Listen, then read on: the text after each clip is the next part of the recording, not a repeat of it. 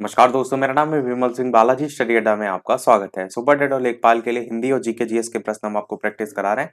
तो इससे पहले वाला सेट हमने जीके जीएस वाला देखा था, साइड में बटन पिछला वाला वीडियो आपको मिल जाएगा। आज हम हिंदी के जो है वो 25 प्रश्न प्रैक्टिस करेंगे। चलिए शुरू करते हैं प्रश्न नंबर 1 से। सबसे पहला प्रश्न है, इनमें से आदि शब्द का विलोम क्या होगा? अंत, आद, अंतिम या आदित्य। बताइए इनमें से कौन सा जो है वो सही होगा।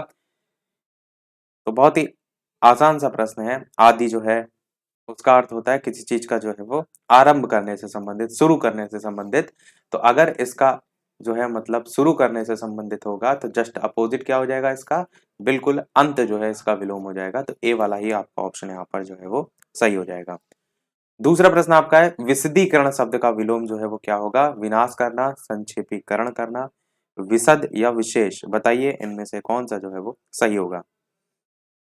कभी भी विलोम आपको पता कहीं पूछा जाए तो बस आपको उसका अर्थ अगर पता होगा तो आप आसानी से जो है वो आंसर तक पहुंच सकते हैं। तो विशदीकरण क्या होता है ये आपसे यहाँ पर जो है वो पूछा गया है। विशदीकरण का अर्थ होता है किसी चीज के विषय में क्या करना, उसको विस्तार करने के संदर्भ में। तो अपोजिट पूछा गया, विलोम पूछा गया, तो संक्षेपीकरण आपका यहाँ पर जो है बिल्कुल सही हो जाएगा। तीसरा प्रश्न है, तलवार का पर्यायवाची जो है वो क्या होता है? बताइए। कृपाण होता है, रसला होता है, तस्कर होता है, खर होता है। कौन सा इनमें से जो है वो सही होगा? तलवार जो है उसका पर्यायवाची। तो कौन कौन से होते हैं तलवार के पर्यायवाची जो है आपका? यहाँ पर आंसर तो कृपाण जो है बिल्कुल सही हो जाएगा। उसके अलावा असी भी जो है वो पर्यायवाची होता है तलवार का। करवाल भी जो है वो तलवार का पर्यायवाची होता है। और खड्ग आपका पर्यायवाची होता है। इस तरीके से सभी पर्यायवाची होते हैं। तो ए वाला आपका ऑप्शन सही हो जाएगा। शमशीर, चंद्रहास करके भी इसका पर्यायवाची होता है। पर अधिकतर ये खड्ग, करवाल, अस्सी ये सब जो है वो पूछे जाते हैं। चौथा प्रश्न है कि राधा का पर्यायवाची इनमें से कौन सा नहीं है? राधिका, पद्मा, श्यामा, ब्रजरानी। बताइए कौन सा इनमें से जो है वो सही होगा। राधा का पर्यायवाची, तो राधा के पर्यायवाची में राधिका आपका होता है, वृष भानुजा होता है, यहाँ पर तो नहीं दे रखा है। वृष भानु नंदिनी होता है, कीर्ति किशोरी होता है, ब्रजरानी होता है। तो यहाँ पर देखिए राधिका, ब्रजरानी ये सब तो आपके बिल्कुल नहीं होंगे क्योंकि प्रश्न में नहीं पूछा गया ना। ये तो ये सब पर्यायवाची होते हैं। पद्मा और श्यामा में आप कंफ्यूज हो सकते हैं। तो कौन सा इनमें से सही होगा? आपका पद्मा जो है वो राधा का पर्यायवाची नहीं है। तो बस बी वाला आपका ऑप्शन यहाँ पर सही होगा। श्यामा भी राधा का पर्यायवाची होता है। पद्मा किसका पर्यायवाची होता है? तो ये लक्ष्मी जी का पर्यायवाची जो है वो होता है। लक्ष्मी, कमला, रमा, हरिप्रिया, इंद्रा, चंचला, कमलासना, इस तरीके के जो सभी पर्यायवाची होते हैं वो आपके पद्मा के होते हैं। पांचवा प्रश्न है, शुद्धवर्तनी बताना है। बताइए इनमें से कौन सा जो है वो सही है। साधु, वाद, चार प्रकार से जो है वो लिखा हुआ है। तो सधु, साधु, साधु या सधौ, कौन सा सही होगा? आंसर की बात करते हैं तो आपका साधुवाद जो है वो ए वाला ऑप्शन यहाँ पर ये जो है वो आपका बिल्कुल सही हो जाएगा। छठा प्रश्न है, किस शब्द की वर्तनी शुद्ध है? निर्भय इस प्रकार से लिखा हुआ है, निभय भी लिखा हुआ है, निर्भा भी लिखा हुआ है। कुल मिलाकर आपको बताना है कि इनमें से सही कौन सा है। आंसर की बात करते हैं तो निर्भय जो है वो सी वाला आपका ऑप्शन जो है वो सही हो जाएगा। जो भय ना, वो किसी से डरे ना, उसके संदर्भ में यूज किया जाता है। तो आपका सी वाला ऑप्शन यहाँ पर सही होगा। सातवां प्रश्न आपका है कि जिसमें संदेह ना हो उसके लिए शब्द जो है वो क्या होता है? चिंतनीय, असंदिग्ध, अचित्त या संदिग्ध। बताइए कौन सा इनमें से सही होगा। तो बताइए जिसमें संदेह ना हो उसके लिए एक शब्द जो है वो क्या होता है? चिंतनीय, असंदिग्ध, अचित्त या संदिग्ध। तो सबसे पहले जो ऑप्शन बिल्कुल नहीं हो सकता उसको काटते हैं हम। अचित्त बिल्कुल नहीं हो सकता। जिसमें संदेह ना हो तो चिंतन, तो चिंतन से संबंधित चिंतनीय वर्ड होता है, बिल्कुल नहीं होगा। असंदिग्ध हो सकता है या संदिग्ध हो सकता है, संदेह के संदर्भ में इसी शब्द का हम यूज करते हैं।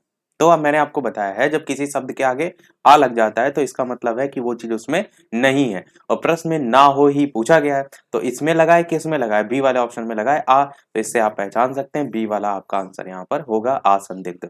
आठवां प्रश्न आपका है कि तीन तेरा होना मुहावरे का जो है वो क्या अर्थ है? तितर बितर होना, नष्ट करना, भाग जाना, फटकारना। तीन तेरा होना मुहावरे का अर्थ। तो तीन तेरा का मतलब भाग जाना हो सकता है क्या, लेकिन नष्ट करना तो बिल्कुल नहीं होगा। तीन का तेरा, फटकारना भी बिल्कुल नहीं होगा, या तो फिर भागने के संदर्भ में हो रहा है या तो तितर-बितर होना। तो इन दोनों में से अगर आंसर की बात करें तो 3-13 होने का मतलब होता है तितर-बितर होना। जैसे भीड़ अचानक से किसी कारण से फैल जाए, भागने लगे, थोड़ा-सा उस तरीके से माहौल क्रिएट हो जाता है, उसके संदर्भ में कहते हैं कि भीड़ तितर-बितर हो गई, तो ए वाला ऑप्शन आपका सही हो जाएगा। जैसे कई बार धरना प्रदर्शन हो रहा होता है, तो लोग एक जगह सब क्या होते हैं, इकट्ठा होते हैं और एक साथ धरना प्रदर्शन कर रहे होते हैं। पर जैसे ही लाठीचार्ज होता है, तो क्या होता है, भीड़ तितर-बितर हो जाती है। इस संदर्भ में जो है वो होता है, मतलब 3-13 होना मुहावरे का अर्थ। इसी को ही आप बिखर जाना भी जो है वो कह सकते हैं, अगर ऑप्शन में बिखर जाना ऑप्शन दिया होता है। 9वां प्रश्न है, अवसर बला और के सिर कहावत का अर्थ जो है वो क्या है? दूसरों को दोष देना, अपना दोष जो है वो जो दूसरों हैं उनके ऊपर मढ़ना, या फिर दोष निकालना, या फिर बुराई देना। तो बताइए इनमें से कौन सा जो है वो सही होगा? यहाँ पर तो नाम से ही आपको क्लियर है कि अवसर जो है बला और के सिर, मतलब कोई चीज क्या कर रहे हैं आप, एक चीज से दूसरे पर ट्रांसफर कर रहे हैं। तो दूसरों को दोष देना हो गया, या अपना जो दोष है वो दूसरों पर मढ़ना होगा, दोष निकालना होगा, या बुराई देना।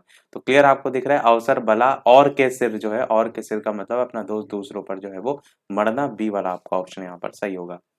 अगला, अनर्थ शब्द के अनेकार्थक शब्द कौन से हैं? विपत्ति, अशुभ घटना, अनुचित, ये सभी बताइए इनमें से कौन सा जो है वो सही होगा। अनर्थ जो शब्द है उसके अनेकार्थक शब्द कौन से हैं? विपत्ति, या फिर अशुभ घटना, या फिर अनुचित। तो देखिए अनर्थ होता है विपत्ति के संदर्भ में भी, और अशुभ घटना, यानी जब दोनों सही है तो अनुचित भी आपका हो ही जाएगा। ये सभी भी आपका सही होगा। अनुचित वैसे अधिकतर यूज होता है जब कोई काम जो है वो सही ढंग से ना हो रहा उसके संदर्भ में, तो अनर्थ के अनेकार्थी में ये भी जो है वो आ जाएगा। 11वां प्रश्न देखते हैं कि जो नवीन शब्द है उसमें कौन सी जो है वो संधि है? अयादि संधि, या फिर वृद्धि संधि, या फिर यड़ संधि, या फिर गुण संधि। बताइए इनमें से कौन सा जो है वो सही होगा। नवीस शब्द में संधि, आंसर की बात करते हैं तो आपका यहाँ पर अयादि संधि जो है आपका बिल्कुल सही हो जाएगा, ऑप्शन नंबर ए वाला। 12 प्रश्न आपका, अध्यादेश शब्द की संधि जो है आपको बतानी है। दीर्घ संधि, या फिर वृद्धि संधि, या फिर यड़ संधि, या फिर गुण संधि। बताइए इनमें से कौन सा सही होगा। अलग अलग कैसे करेंगे? अध्यादेश में अधि वर्ड आपका अलग हो जाएगा, और बचाएगा क्या आपका देश, तो प्लस आपका देश यहाँ पर और अलग हो जाएगा। तो अधि प्लस देश, अध्यादेश जो है वो बनेगा। तो कौन सी यहाँ पर संधि है? तो आपका ई, अधि में ई वर्ड आ रहा है ना, तो आपका यहाँ पर यण संधि जो है वो होगा, ऑप्शन यहाँ पर सी वाला जो है वो सही हो जाएगा।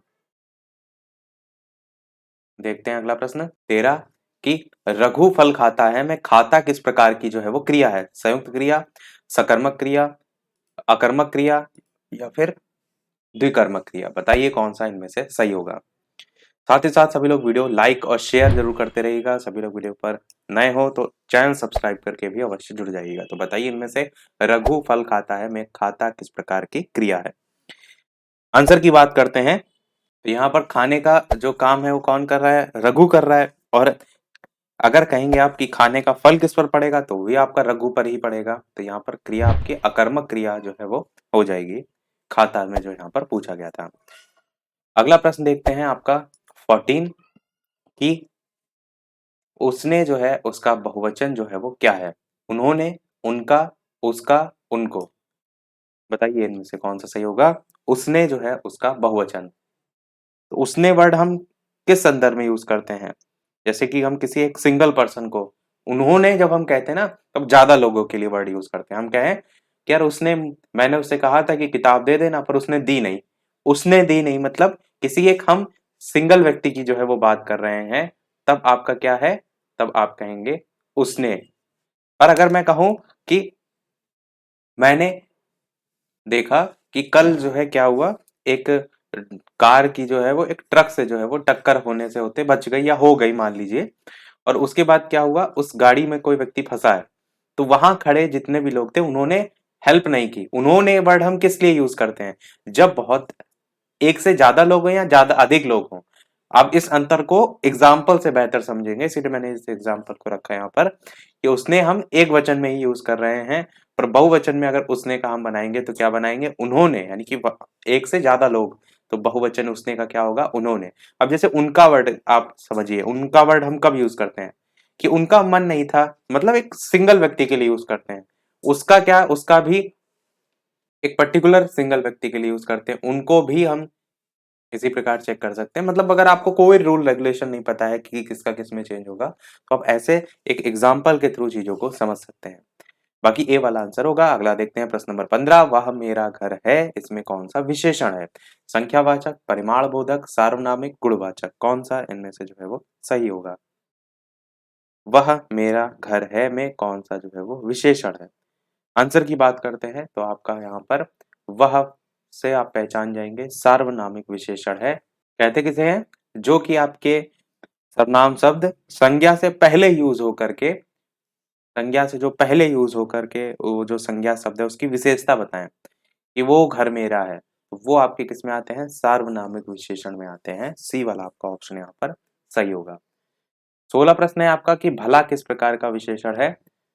गुणवाचक, सार्वनामिक, संख्यावाचक या प्रतिशेषण, कौन सा सही होगा? तो इन चारों में से कौन सा सही होगा? आपका बिल्कुल पहला ही वाला ऑप्शन यहाँ पर गुणवाचक विशेषण जो है वो सही होगा। गुणवाचक विशेषण क्या होता है?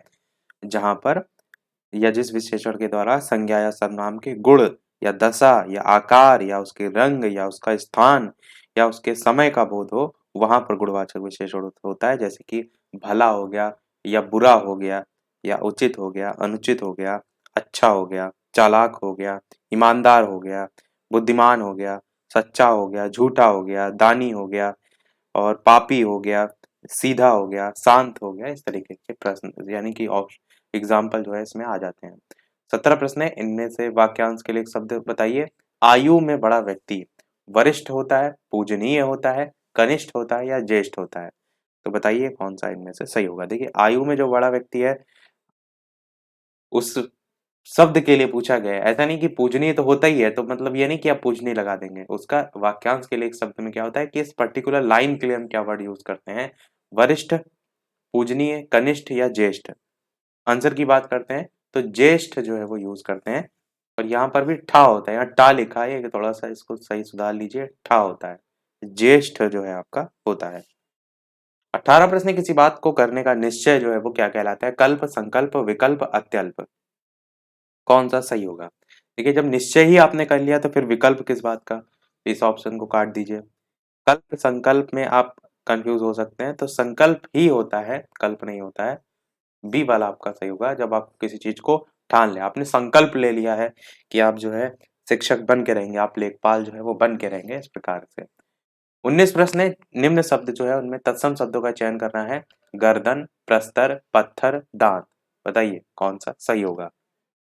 देखिए अगर आपको सभी पता होंगे तो आप आसानी से कर लेंगे। देखिए गर्दन जो है इसका जो तत्सम होता है वो ग्रीवा होता है, तो ये तो आपका ऑप्शन बिल्कुल नहीं होगा क्योंकि प्रश्न में ही तत्सम शब्द छांटने को कहा गया है। तो ये कैसा शब्द है? ये तद्भव शब्द है।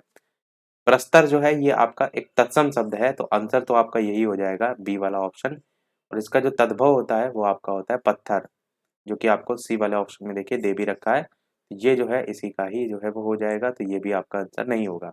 दांत का क्या होता है? तो दांत का दंत होता है। दांत जो है आपका तद्भव शब्द है और इसका जो तत्सम होता है वो दंत होता है। तो आंसर यहाँ पर बी वाला जो है वो सही होगा। बाकी सभी आपने यहाँ पर देख लिए। 20 प्रश्न भी आपका तत्सम से रिलेटेड है। ज्येष्ठ, जेठ, जत्था, जमाई, बताइए कौन सा इनमें से जो है वो तत्सम शब्द है। इन चारों में से आंसर की बात करते हैं तो आपका यहाँ पर ज्येष्ठ जो है ये आपका सही होगा, क्योंकि ये आपका तत्सम शब्द है, तत्सम ही पूछा गया था, तो ये भी आपका सही होगा। इसका तद्भव रूप क्या होता है? तो जेठ होता है, जो कि यहाँ पर बी वाले ऑप्शन में दे भी रखा है। ये आपका ए वाला ऑप्शन यहाँ पर सही होगा। ये भी आपका पूछ लिया जाता है। जमाई का जो है, ये जमाई जो है ये आपका तद्भव रूप है, तो इसका तत्सम क्या होता है? तो जमाता होता है, जा अ मा ता। तो इस प्रकार से इसको आप जो है वो याद रख सकते हैं। अगला प्रश्न है, कौन सा शब्द स्त्रीलिंग जो है इसमें से नहीं है? दोपहर, दिन, सांझ, सुबह, बताइए इनमें से कौन सा शब्द जो है वो स्त्रीलिंग नहीं है, आपको बताना है। दोपहर, दिन, सांझ, सुबह। तो इसके साथ मैंने आपको बताया सबसे अच्छा तरीका क्या है, आप सेंटेंस एक बना करके देख लीजिए कि दोपहर जो है वो होती है, तो ये आपका क्या है? ये स्त्रीलिंग है, ये ऑप्शन तो नहीं होगा। सांझ भी जो है वो होती है, ये भी आपका नहीं होगा। सुबह भी होती है, दिन होता है, दिन होती है नहीं होता है। तो बी वाला आपका ऑप्शन जो कि स्त्रीलिंग नहीं है, तो बी वाला ऑप्शन सही हो जाएगा। कहा है ना आपको सबसे अच्छा तरीका क्या है, सेंटेंस बना करके देख लीजिए। 22 प्रश्न है, केशव कहीं ना जाए का कहिए पंक्ति के रचनाकार कौन है? तुलसीदास, सूरदास, रहीम या आचार्य केशवदास? बताइए कौन सा इनमें से सही होगा। केशव कहीं ना जाए का कहिए, इसका मतलब क्या होता है?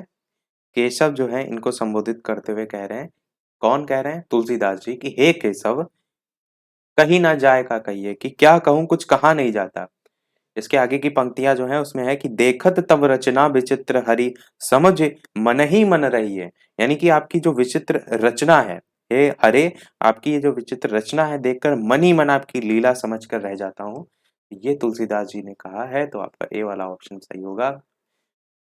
23 प्रश्न, गोधूम का तद्भव आपको बताना है, क्या होता है? गोधन होता है, गाय होता है, गेहूं होता है, गोबर होता है? बताइए कौन सा सही होगा। गोधूम का तद्भव, आंसर की बात करते हैं तो आपका इन चारों में से गेहूं जो है आपका सही होगा। ये भी काफी पूछा जाता है, इंपॉर्टेंट है आपका, इसको याद जरूर रखिएगा। तो गोधूम जो है उसका होता है गेहूं, तद्भव रूप। अगला देखते हैं 25 नंबर प्रश्न, कि जो व्यक्ति संतुष्ट जीवन व्यतीत करना चाहते हैं उन्हें किसी दूसरे के कार्य से डैश नहीं करना चाहिए। तीव्रता, तत्परता, ईर्ष्या, शीघ्रता? बताइए कौन सा इनमें से सही होगा। जो व्यक्ति, ये 25 प्रश्न हम देख रहे हैं, 24 इसके बाद देख लेंगे। तो जो व्यक्ति संतुष्ट जीवन व्यतीत करना चाहते हैं उन्हें किसी दूसरे के कार्य में क्या नहीं करना चाहिए? बिल्कुल ईर्ष्या नहीं करनी चाहिए, जलन नहीं होनी चाहिए। तो सी वाला आपका ऑप्शन सही हो जाएगा। अगला और इस वीडियो का लास्ट प्रश्न देखते हैं, और उसके बाद एक प्रश्न हम आपसे भी जो है वो पूछेंगे। इसके अलावा चैनल पर नए हो तो सब्सक्राइब करके अवश्य जुड़ जाइएगा, और वीडियो पसंद आए तो लाइक, शेयर और सब्सक्राइब जरूर करते रहिएगा। तो लास्ट प्रश्न आपका है कि रिक्त स्थान बताना है कि विदूषक को देखकर दर्शकों ने डैश किया, हास किया, अट्टहास किया, परिहास किया या फिर दुख किया? तो बताइए इनमें से कौन सा जो है वो सही होगा। आंसर की बात करते हैं तो अट्टहास जो है वो किया, तो बस बी वाला आपका ऑप्शन यहाँ पर सही होगा।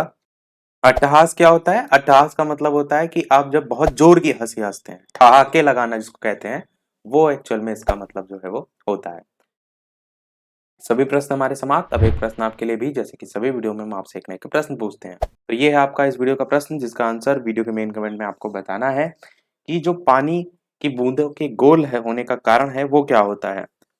कोशिकत्व नहीं, यहाँ पर केशिकत्व होना चाहिए ऑप्शन में, उत्क्षेप या फिर पृष्ठ तनाव या फिर प्लवन? इन चारों में से कौन सा सही होगा? अपना आंसर वीडियो के मेन कमेंट में टाइप करके बताइएगा। लाइव टाइमिंग दोपहर के 3 बजे और शाम के 8 बजे है, तो लाइव आकर भी वीडियो आप देख सकते हैं, प्रश्नों की प्रैक्टिस कर सकते हैं। और इससे पहले के नई वीडियो देखे हो तो कंप्लीट प्लेलिस्ट वीडियो के डिस्क्रिप्शन में मिल जाएगी, उसमें भी जाकर आप देख सकते हैं। तो आज के वीडियो में इतना ही रखते हैं, मिलते हैं अगले वीडियो में कुछ नए प्रश्नों के साथ, नए टॉपिक के साथ। तब तक के लिए नमस्कार, जय हिंद।